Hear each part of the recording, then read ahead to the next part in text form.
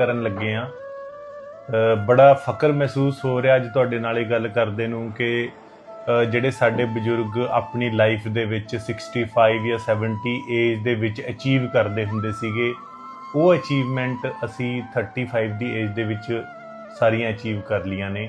ਅਤੇ ਇਸ ਦਾ ਬੜਾ ਮਾਣ ਮਹਿਸੂਸ ਹੁੰਦਾ, ਬੜਾ ਗਰਵ ਮਹਿਸੂਸ ਹੁੰਦਾ, ਜਿਵੇਂ ਕਿ ਗੋਡਿਆਂ 'ਚ ਦਰਦ, ਰਾਤਾਂ ਨੂੰ ਨੀਂਦ ਨਾ ਆਉਣਾ, ਬੇਚੈਨੀ ਲੱਗੇ ਰਹਿਣਾ। ਹਾਂ, ਜਿਵੇਂ ਦਿਨੇ ਸੌਣਾ 10 ਮਿੰਟਾਂ ਬਾਅਦ ਅੱਖ ਖੁੱਲ ਜਾਣੀ, ਮਾੜਾ ਜਿਹਾ ਬਾਹਰ ਖੜਕਾ ਹੋ ਗਿਆ, ਹੈ ਖੜਕਾ ਹੋ ਗਿਆ, ਕੌਣ ਆ ਗਿਆ, ਮਾੜੀ ਮਾੜੀ ਗੱਲ ਤੇ ਚਿੜਚਿੜਾਪਣ, ਲੱਤਾਂ 'ਚ ਦਰਦ, ਪਿੰਜਣੀਆਂ 'ਚ ਦਰਦ, ਸਿਰ ਦਰਦ, ਤੇਜ਼ਾਬ, ਚੌਂਕੜੀ ਮਾਰ ਕੇ ਬਹਿ ਜਾਓ, ਪੈਰ ਸੌਣ, ਪੈਰ ਸੋਈ ਜਾਂਦੇ ਹੈਗੇ, ਮੌਸਮ ਬਦਲਦਾ, ਮਾੜੇ ਮੋੜੇ ਜੋੜ ਜੇ ਦਰਦ ਹੋਣੇ, ਤੇਜ਼ਾਬ ਬਣੀ ਜਾਂਦਾ, ਜਿਹੜੀ ਮਰਜ਼ੀ ਚੀਜ਼ ਖਾ ਲਓ, ਤੇ ਸਿਰ ਦੇ ਵਾਲ ਉੱਡੀ ਜਾਂਦੇ ਆ।